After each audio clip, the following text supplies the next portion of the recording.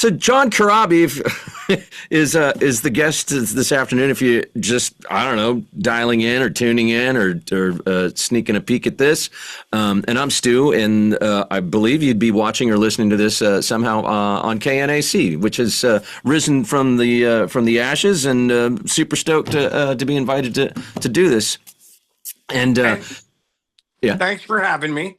New Day is the new album, and I've listened to it top to bottom. It's awesome. Take a bow. Thank you, brother. Yeah. Thank you. And you're already off onto the second single from what I saw, When I Was Young, which is just such a great song. But I was like, wow, that was fast, or maybe I'm slow. Well, again, it's a new way of doing stuff. Yeah. But normally the labels had the record for, I don't know, 3-4 months. Uh-huh. And then they come up with this whole program. And I know they released a New Day, the first single, in mid-December. Obviously, we had Christmas, all that stuff, New Year's. But they let these singles sit for 6-8 weeks, whatever. And then they drop another one, and then same, and drop another one, whatever. So the record comes out April 24th. We're on single number 2. Yeah. A couple of days before your birthday. Yes, sir. I thought they should have coincided. I thought that would have been nice. New day, birthday, it's come good on. because I'll celebrate my birthday when the record comes out. But then on my birthday, I'm going to be heading to Poland for some shows. So, I'll celebrate early. Yeah, good deal. Poland, I didn't even see that. I saw you got some dates in February. UK, you're going to Ireland and Scotland and England, and that looks like a jolly time. Yeah, that will be fun. And, dude, I'm just stoked. Like, honestly, the record, I'm so proud of the record. I love this album. Not to sound narcissistic or selfish, but this was the first record I've ever had to do, or that I've done, where I didn't have to kind of compromise or anything. Yeah, it's all your way, what right? I'm saying? This is what I want to do, so this is what they did, right? Yeah. So Marty and Marty Fredrickson, my producer, also plays guitar with me. But I told Marty in the beginning, I said, I want to do a record that's very organic, old school 60s, 70s organic rock record. But I said, I want to do something more important than anything. It wasn't like I wanted to sound like any, but I just wanted to not be put into a box, which, most radio stations suit people. Yeah. They always go, oh, that new Corabi. Well, is it rock? Is it classic rock? Is it what box do we put it in? Yes. And this is why I love artists like Creedence, Bob Seger,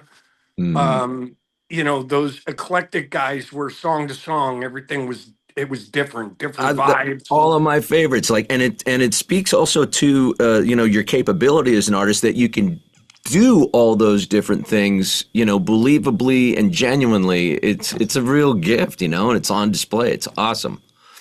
Well, I don't know if it's a gift or not, but maybe it's a skill. You get the point. Being in a band like the Dead Daisies or the Scream or Motley, you bring ideas into the room, but everybody's got like their 2 cents. They're like, okay, well, I think it could be a little heavier. I think I let me do this, and then it'll do, and this one was just, honestly, Marty and I sat down, we wrote a bunch of songs, and we just said, you know what, the rules, no rules. Let's just let the songs go where they want to go. Yeah. We'll figure it out later. And also reminiscent of, I'm obviously with the system now, we're doing singles, but the things that I liked about bands, for example, like, Zeppelin and the Stones, they would just do an album. And it was like, here's the album in its entirety. Enjoy it. And you know what? If you don't like song 3, that's why they make a skip button. That's Just why there's whatever. their song 4 and 5 and 6. Yeah, you know, it's like, yeah, just listen to the album. Yeah, So I'm yeah. excited about it. That's an old school way of digesting music that I still adhere to, and I'd like to think more people, people come around and realize, oh, we've been doing it wrong. Let's go, go back to what worked before. Well, look what's going on right now. Look at vinyl. Yeah, yeah, We right. all got rid of that stuff. And it's like, oh man, CDs, that's the way Wait to a go. second. Yeah. Yeah, now it's Yeah. like, no, you can't get vinyl. So it's like, we like the vinyl. You It, channel so many different artists and moods and sounds on this record, and like it's just like it's almost futile to like name them and pick them out and stuff. I mean, like the song 1969 in particular is pretty. It seems to me, at least, like a fairly straightforward nod to CCR, oh, and totally. especially lyrically and with the whole vibe and stuff. That was awesome. Absolutely. I'm not making any bones about it. Again, and without sounding crazy, but again, I'm going to be 67 in April. So this is all the stuff that I grew up listening to. Yeah. And I went to Catholic school, go figure that one out. Um, but I would, like any kid, I cut class quite a few times, cut Mhm. school. And me and my buddies, we'd all steal some quarters out of our parents, whatever. And we would head to this little corner store in our neighborhood, and they had a pinball machine and a jukebox. Yeah. And we sat there playing pinball, and we were listening to stuff like Credence, Three Dog Night, The Guess Who, Sly and the Family Stone, like all these great artists that, again, no box, they just wrote these amazing songs. And, Yeah. so this is really, I don't know, it's almost like ripping a couple early pages out of my diary and putting music to it. You know what I mean? It was weird. Yeah, yeah, it was so amazing. Whatever, not to get too nostalgic for the past or anything, but like it's worth being nostalgic for because I don't see it hardly today, where they put bands of different genres together on a bill, or one band explores different genres on an album. I mean, Zeppelin's the king of doing that stuff. You have reggae Yeah. one song and hard rock on another, and like a super cool, groovy, moody, I don't want to say ballad, but you know what I'm saying. Well, the rain, the, Yeah, the rain that song the or rain No song, and then Quarter. turn around and do Dancing Days, which was Yeah, like a punch in the gut. You know what I mean? So, yeah, absolutely. But but that's what I love.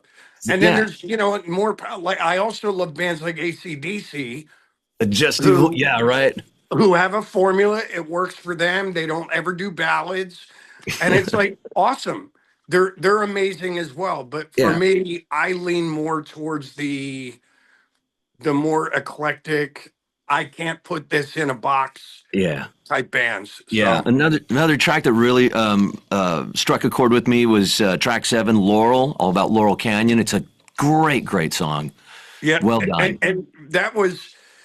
Do you remember? I just I saw it not that long ago, and I was just fascinated by that The documentary. Echoes in the Canyon. Yeah, that's it. I haven't even seen it yet, but I have high Oh my expectations. God, dude, it's so good. Yeah. And there's so many brilliant stories in that thing. And it was funny, like I just sat and I turned to my wife, and because she always says she's a bit younger than I am. Mm. And my wife goes, God, man, I like you grew up in the 70s, you saw all these killer bands. Like, man, I would have been, I go, yes. But I looked at that documentary and I even went, man, I was born 10 years too You late. think you missed it, huh? Yeah. Ah, yeah. So I just sat down and I watched that documentary, and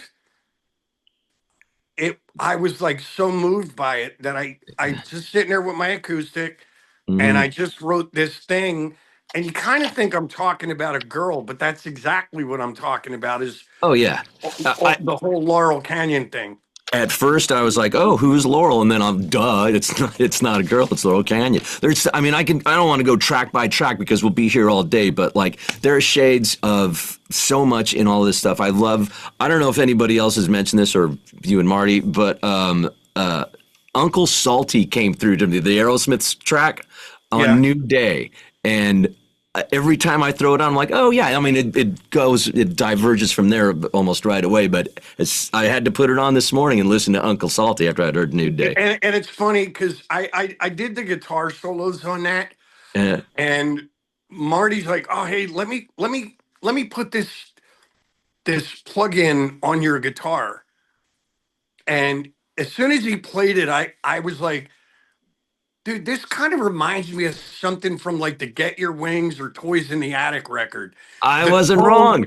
the tone on the guitar solo. Yeah, dude. I go, "Man, dude, I love that. Just don't do anything to it. Leave it."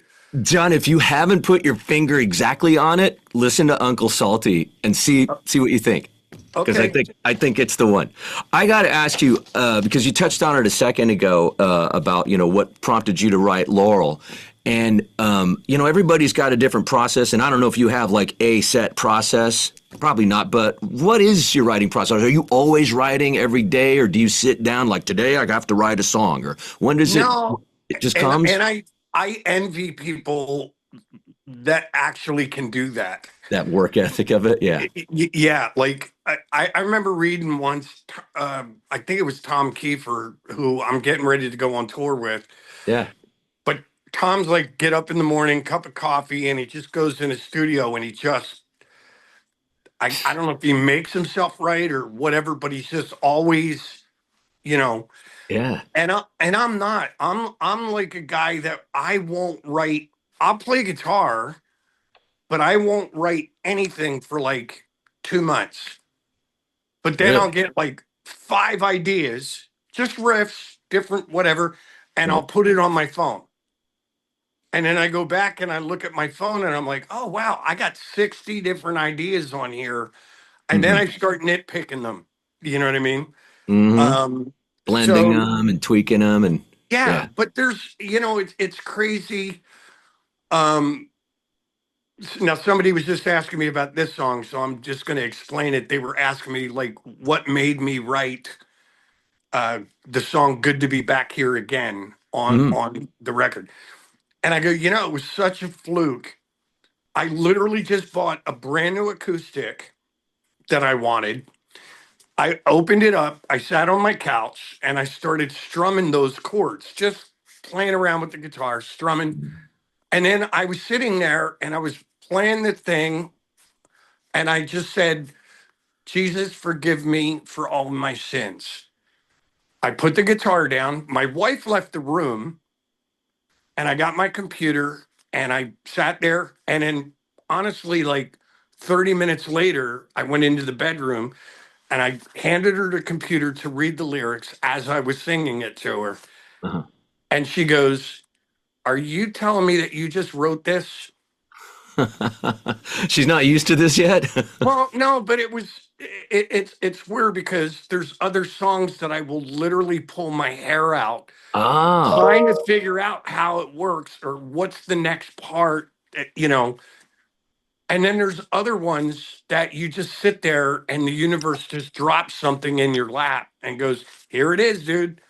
yeah, And so the writing process is always different. Usually it starts with me and acoustic guitar. Like I yeah. said, I'll come up with a riff and then I'll just record it and save it And and then go you back are, and look at it. yeah, and the trick for you then is to be open to it and to recognize, oh, this is a moment I got to get this now. Because Yeah. if you let that moment go by, it goes by maybe. Well, and even I've learned too, because there's some where I've been sleeping Mm, and I literally can visualize me. I'm standing on stage and there's 10,000 people and I'm singing this amazing song. And I'll wake up for a second and I'm like, oh, I need to go back to sleep and get the ending. And then you wake up the next day and you're like, God, what was that? what was any of it? What was any of it? I don't remember any of it. So Oh man. now with my phone, at least if I come up, even when if I'm just sitting watching TV, I'll play a guitar. And if I come up with a riff, I'll just, you know what? Hold on. Let me grab my phone and I'll play the riff. And even if I'm like, whatever, I'm not going to forget it. Now I could go back like a month later or Yeah. 2 days later or whatever and look at it again and go, okay, awesome. Got it. That's awesome. That is awesome. When man, we only have a few minutes. I just started your book.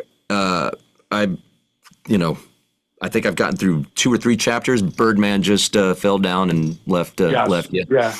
So I'm in the beginning, but through the story about Lori and Mr. Newitt, when did you? And I'm thinking of your singing. When did you first realize that you had the ability, an ability, a vocal ability that was something special that that you were going to stand out for? Was there a moment? Well, there was a school talent show, Uh-huh. and I don't even remember what grade I was in. I was young, and I there was a band. We had a girl keyboard player, drummer. Uh, I played guitar, and then we had a singer that played guitar and a bass player. And for some weird reason, the other guitar player singer guy didn't show up. And we were scheduled to play House of the Rising Sun and I'm Not Your Stepping Stone by the Monkees, obviously. Yeah.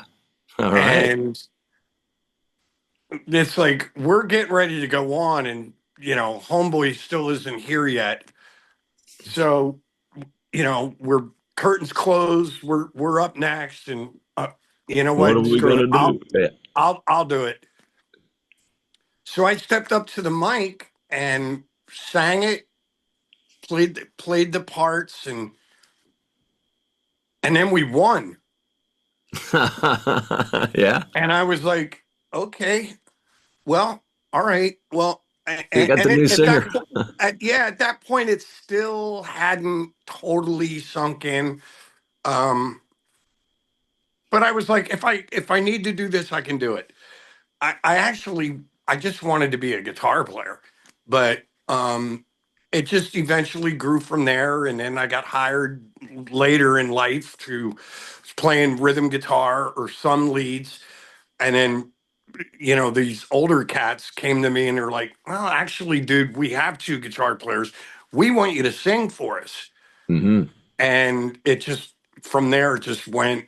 And, but it's funny, even still to this day, um, I still look at artists like, Bowie and Robert Plant and, even Tyler, Steve Marriott.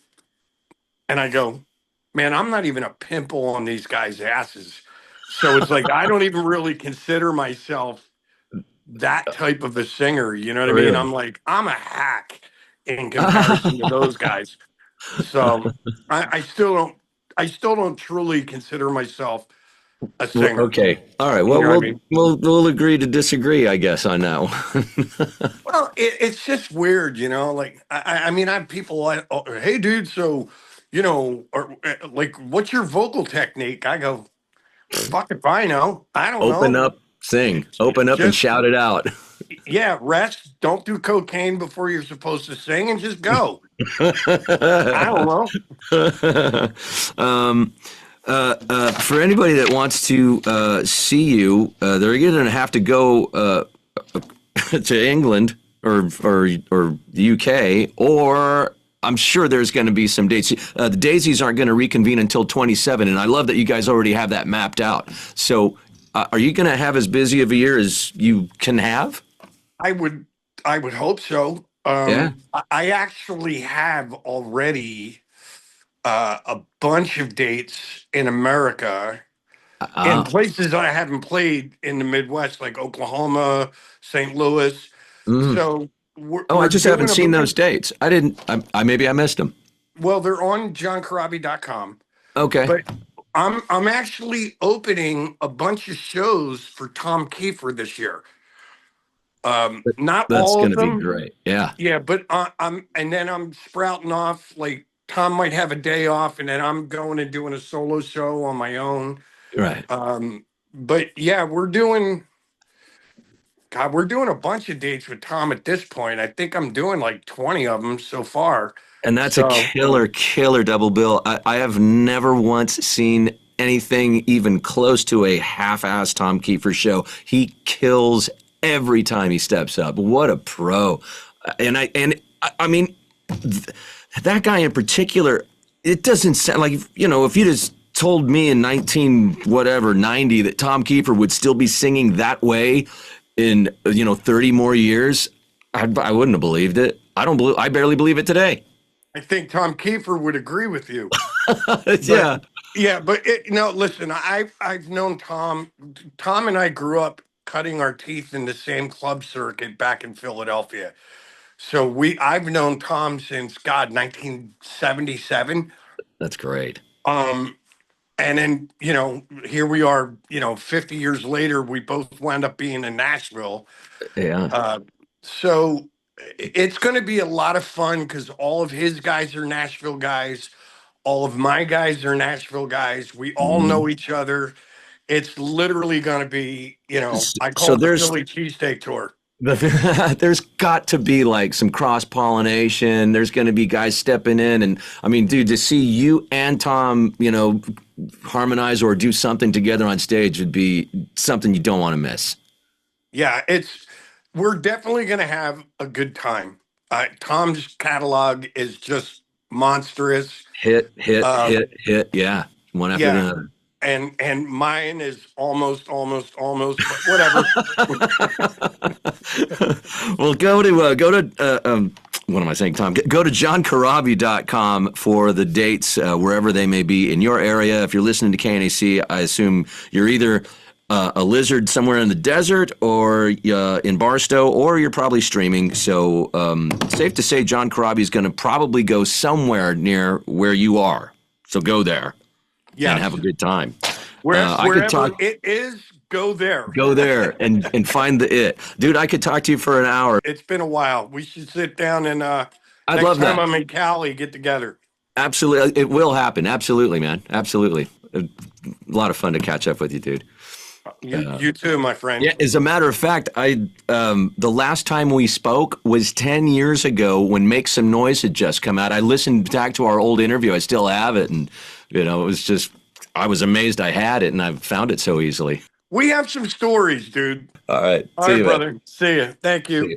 You got it. Pure Rock. KNAC.